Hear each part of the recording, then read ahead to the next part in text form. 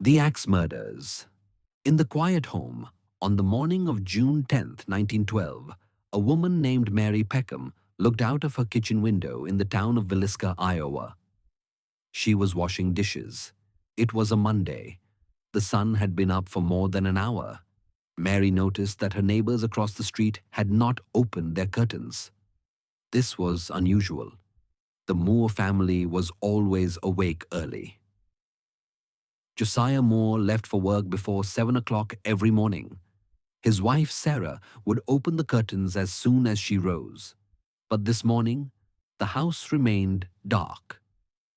Mary continued washing dishes. She thought perhaps the family had overslept. But as the morning wore on, she grew concerned. By 8 o'clock, there was still no sign of activity. No one had left the house. No curtains had been opened. No sounds came from inside. Mary wiped her hands on her apron. She walked across the street. She knocked on the door. No one answered. She knocked again, louder this time. Still nothing. She tried the door. It was locked. She walked around to the back of the house. The back door was also locked. She peered through a window. The curtains were drawn. She could see nothing. Mary returned to her own house. She told her husband that something was wrong. He said perhaps the family had left early to visit relatives. Mary said no. She said their automobile was still in the driveway. She said if they had left, someone would have seen them. Her husband agreed to investigate. He walked across the street. He tried both doors. He called out. He received no response. He returned home and telephoned Josiah Moore's brother.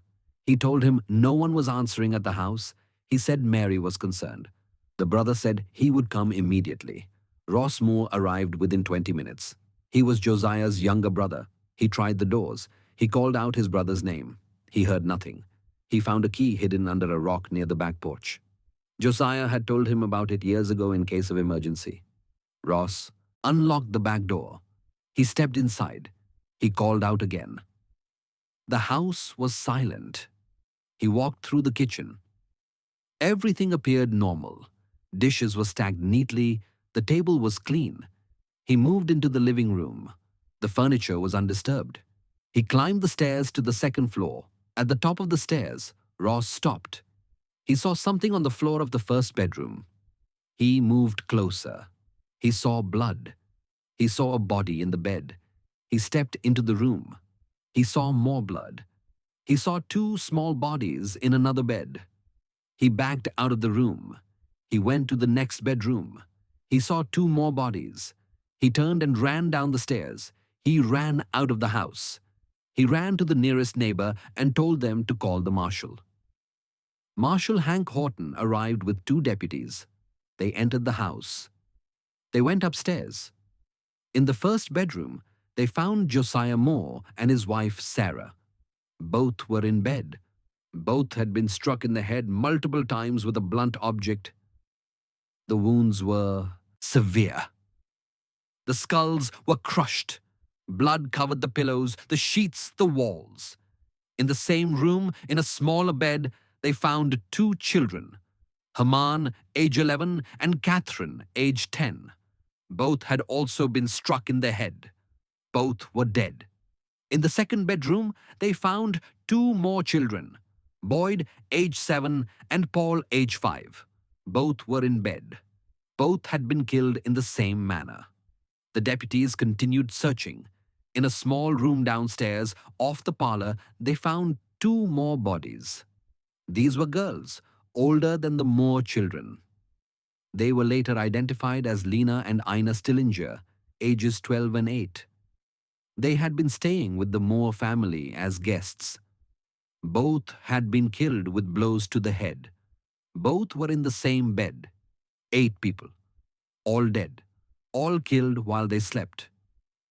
The marshal examined the scene. He found no signs of forced entry. The doors had been locked from the inside. The windows were closed and latched. Nothing appeared to have been stolen. Josiah's Wallet was on the dresser in his bedroom. It contained money. Sarah's jewelry box had not been touched. The house had not been ransacked. There was no sign of a struggle. The victims had been killed in their beds. They had not fought back. They had likely not woken up. The murder weapon was found in the downstairs bedroom where the Stillinger girls had been killed. It was an axe. The axe belonged to Josiah Moore. It was normally kept in the woodshed behind the house. The killer had taken it from the shed, entered the house, killed 8 people, and left the axe at the scene. The blade was covered in blood. The handle was covered in blood. There were no clear fingerprints. The marshal called for assistance. Within hours, investigators from neighboring towns arrived. Doctors examined the bodies. Photographers documented the scene. The house was searched thoroughly. Investigators found several strange details. Every mirror in the house had been covered with cloth. Curtains had been hung over mirrors in the bedrooms. Towels had been draped over a mirror in the bathroom. The investigators could not determine why. In the kitchen, they found a plate with uneaten food, a piece of bacon, some bread. It appeared someone had prepared a meal but had not finished it. In the parlor, they found a kerosene lamp. The lamp had been turned down but not extinguished. It had burned through the night. In the downstairs bedroom, they found that the axe had been placed carefully on the floor near the bed, not dropped or thrown. Investigators also found a strange detail in Josiah and Sarah's bedroom. A slab of bacon had been left on the floor next to the bed. The bacon was uncooked. It appeared to have been taken from the kitchen. No one could explain why it was there. Some investigators believed the killer had placed it there deliberately. Others believed it had been dropped accidentally. No conclusion was reached. The estimated time of death for all victims was between midnight and 5 o'clock in the morning on June 10th, 1912.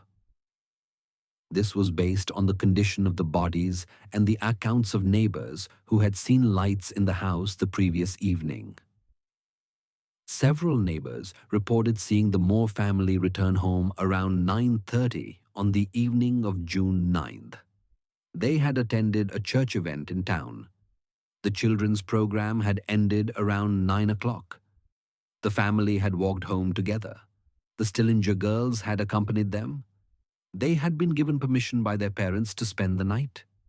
One neighbor, a man named Albert Wagner, said he had been outside smoking a cigarette around 11 o'clock that night. He said he had seen a light on in the Moore house. He said it appeared to be in the downstairs bedroom. He said the light was dim, as if it were a lamp turned low. He said he had not thought much of it. He said he went to bed shortly after. He said he heard nothing unusual during the night. Another neighbor said she had been awakened by a sound around 1 o'clock in the morning. She said it sounded like someone closing a door. She said it was brief. She said she had gone back to sleep. She said she had not looked out the window. She said she had not investigated. She said she assumed it was a neighbor coming home late. The investigation quickly became complicated. Dozens of people were interviewed. Hundreds of leads were followed. Multiple suspects were identified. But no clear evidence emerged. No one could determine who had killed the Moore family and the Stillinger girls. The case attracted national attention. Newspapers across the country reported on the murders. Reporters descended on Villisca. The small town of approximately 2,000 people was overwhelmed. The Moore family had lived in Villisca for more than a decade. Josiah Moore was 43 years old. He was a prominent businessman in town. He owned a farm implement dealership. He was successful. He was well liked. He attended church regularly. He was involved in community activities. He had no known enemies. People described him as friendly and generous. He employed several men at his business. None of them reported any conflicts. Sarah Moore was 39 years old. She had grown up in Villisca. She had married Josiah in 1899. She was active in the church. She organized social events. She was a devoted mother. Neighbors described her as kind and gentle. She had no known conflicts with anyone. She was liked by everyone who knew her. The Moore children were well behaved and well liked. Haman was in the 6th grade. Catherine was in the 5th grade. Boyd was in the 2nd grade. Paul had not yet started school. Teachers described them as good students. They were polite. They caused no trouble. Other children enjoyed playing with them. Lena and Ina Stillinger were the daughters of Joseph and Sarah Stillinger. The Stillingers lived in Villisca. Joseph worked as a laborer. Sarah was a homemaker. The family was respected but not prominent. Lena and Ina were close friends with the Moore children. They often played together. They attended the same church. On the evening of June 9th, Sarah Moore had invited the girls to spend the night. Their parents had agreed. It was not unusual. The girls had stayed at the Moore house before. Investigators searched for anyone who might have had a motive to kill the family. They found no evidence of financial problems. Josiah's business was doing well. He had no significant debts. They found no evidence of romantic entanglements. Josiah and Sarah's marriage appeared stable. They found no evidence of disputes with neighbors or business associates. Josiah had no enemies that anyone knew of. Several suspects emerged during the investigation. The first was a traveling preacher named George Kelly. Kelly had been in Villisca on the evening of June 9th. He had attended the same church event as the Moore family. Several witnesses reported seeing him at the event. He had spoken to children. He had been friendly. After the event, Kelly had left town. Investigators learned that Kelly had a history of erratic behavior. He had been arrested in other towns for disturbing the peace. He had made strange statements to people. He had claimed to have visions. Investigators tracked Kelly down in another state. They questioned him. Kelly initially denied being in Villisca on the night of the murders. When confronted with witness statements, he admitted he had been there.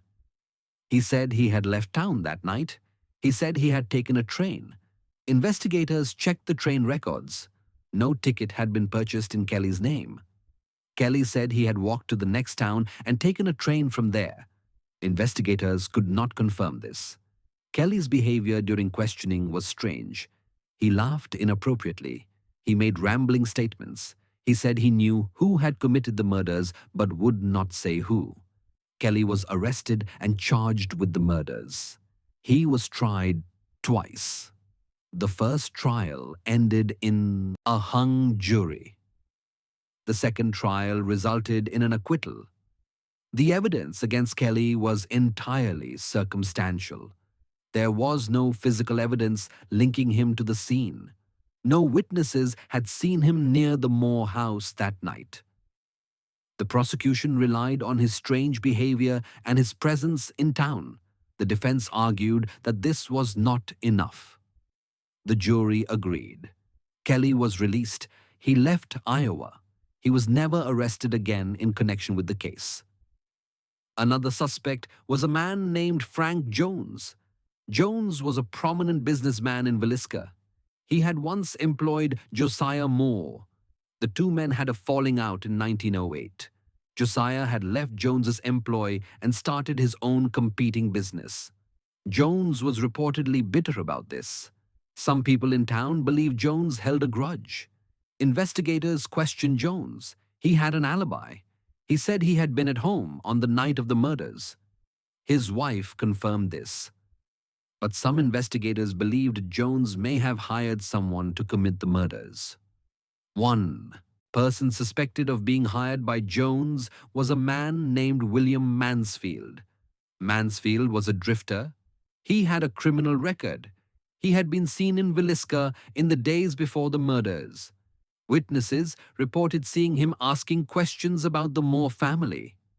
After the murders, Mansfield left the area. Investigators tracked him down.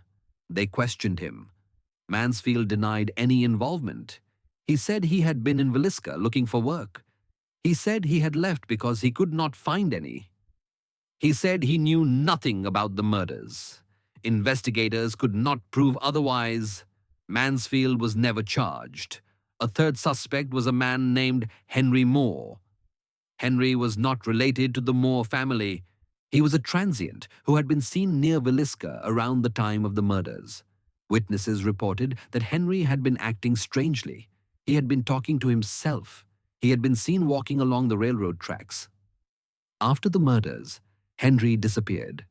Investigators searched for him. They never found him. Some believed he had died. Others believed he had simply moved on. Henry Moore was never located or questioned. Several other suspects were identified over the years. All were investigated. None were charged. The case grew cold. By 1920, active investigation had ceased. The case remained open but unsolved. The murders had a profound effect on the town of Villisca. People were terrified. They began locking their doors and windows at night. Many families slept with weapons nearby. Some people moved away. They could not bear to live in a town where such horror had occurred. Church attendance increased. People sought comfort and answers. But no answers came. The Moore house stood empty for several years. No one wanted to buy it. No one wanted to live where such violence had occurred. Eventually, it was sold to a family who used it as a rental property. Over the decades, multiple families lived there. Most did not stay long. Some reported feeling uneasy in the house. Some reported hearing sounds at night. Some reported seeing shadows. Most said they simply did not like being there. In 1994, the house was purchased by a couple interested in its history. They restored it to its 1912 appearance. They turned it into a museum. Today, the Villisca Axe Murder House is open for tours. Thousands of people visit each year. Some come out of historical interest. Others come hoping to experience something paranormal. The house has been featured in numerous books, documentaries, and television programs. It has become one of the most famous unsolved murder cases in American history. The 8 victims were buried in the Villisca Cemetery. Josiah, Sarah, and their 4 children were buried together. The Stillinger girls were buried in a separate plot nearby. Their graves are marked with headstones. The headstones list their names and dates of birth and death. They do not provide details of how they died. The graves are visited regularly by tourists and true crime enthusiasts. Some leave flowers. Some leave notes. Some take photographs. In the years following the murders, several people who had known the family spoke about the case. A neighbor said she had seen Josiah Moore the day before the murders. She said he had been working in his yard. She said he had seemed happy. She said he had waved to her. She said she had waved back. She said she never imagined it would be the last time she saw him. A teacher who had taught the Moore children said they had been in school on Friday, June 7th. She said they had been excited about the children's program at church. She said they had been practicing their songs. She said they had been looking forward to it. She said they had been happy. She said she had told them to have a good weekend. She said they had said goodbye. She said she could not stop thinking about that. A friend of Sarah Moore said Sarah had invited her to attend the church program with them. The friend said she had declined. She said she had been tired. She said she had wanted to stay home. She said after the murders, she felt guilty for not going. She said perhaps if she had been there, things would have been different. She said she knew this was not rational. She said she felt guilty anyway. Lena Stillinger's mother said Lena had been excited to spend the night at the Moore house. She said Lena had asked permission that afternoon. She said she had agreed. She said Lena had hugged her and said thank you. She said Lena had promised to be good. She said Lena had promised to help with the younger children. Sarah Stillinger said she had told Lena to have fun. She said Lena had smiled. She said Lena had walked out the door with her sister. Sarah said she had stood on the porch and watched them walk away. She said she had waved. She said Lena had waved back. Sarah said that was the last time she saw her daughter alive. The case has been studied extensively by historians, criminologists, and amateur investigators. Dozens of theories have been proposed. Some believe the killer was someone the family knew, someone who had been in the house before, someone who knew the layout, someone who knew where the axe was kept. This would explain the lack of forced entry. This would explain how the killer moved through the house without waking anyone. Others believe the killer was a stranger, a drifter, someone passing through town, someone who saw the family at the church event, someone who followed them home, someone who waited until they were asleep, someone who entered through an unlocked door or window. This would explain why the killer was never identified. This would explain why the killer was never caught. Still, others believe the killer was suffering from mental illness. The covering of the mirrors suggests a disturbed mind. The placement of the bacon suggests irrational behavior. The excessive violence suggests rage or compulsion. Some investigators believe the killer may have been hearing voices. The killer may have believed the family was evil. The killer may have believed killing them was necessary. One theory that gained traction was that the killer had hidden in the house before the family returned from church. This would explain how the killer entered without forcing a door or window. The killer could have hidden in the attic or a closet. The killer could have waited until the family was asleep. Then the killer could have taken the axe from the woodshed, entering through a door the killer had unlocked earlier, and committed the murders. After the murders, the killer could have locked the doors from the inside and left through a window, which could then be closed from the outside. This theory was never proven, but it remained popular among investigators.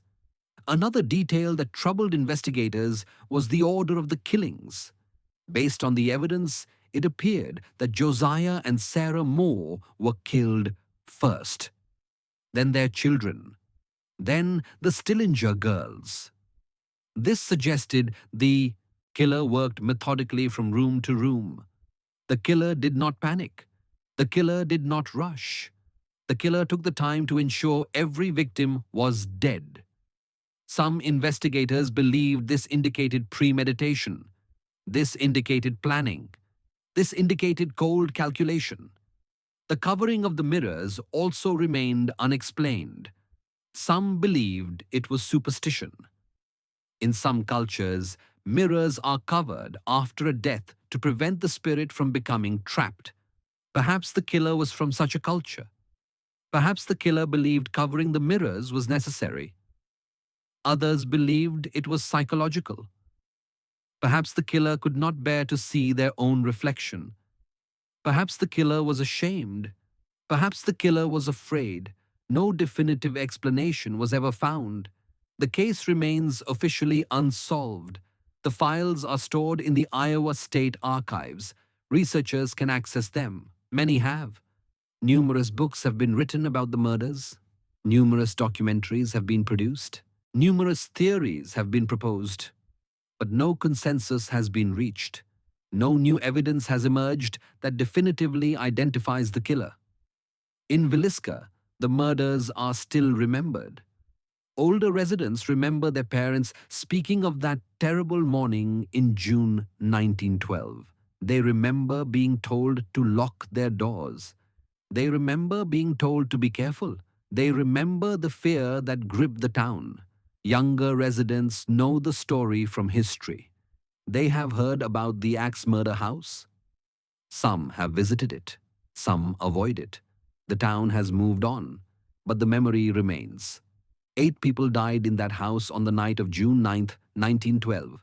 Josiah Moore, Sarah Moore, Herman Moore, Catherine Moore, Boyd Moore, Paul Moore, Lena Stillinger, Ina Stillinger. They were killed while they slept. They were killed in their own home. They were killed by someone who walked through their unlocked door. They were killed by someone who was never caught. They were killed by someone whose name is still unknown. The case is unsolved. The questions remain. Who killed them? Why? Was it someone they knew? Was it a stranger? Was it random? Was it planned? No one knows. No one will ever know. The killer is long dead. The witnesses are long dead. The evidence is old and cold. The truth is lost to time. And the dead cannot speak. They cannot tell us who came into their home that night. They cannot tell us who took their lives. They cannot tell us why. They are silent. They are gone. And we are left with questions. Questions that will never be answered. Questions that haunt us still. Because there is nothing more terrifying than knowing that evil walked into a quiet home one night. Evil killed 8 innocent people. And evil walked away. And we do not know who evil was. We will never know. And that is the true horror. Not the violence, not the death, but the not knowing, the uncertainty, the unanswered questions, the unsolved case, the empty justice. That is what haunts Villisca. That is what haunts us all.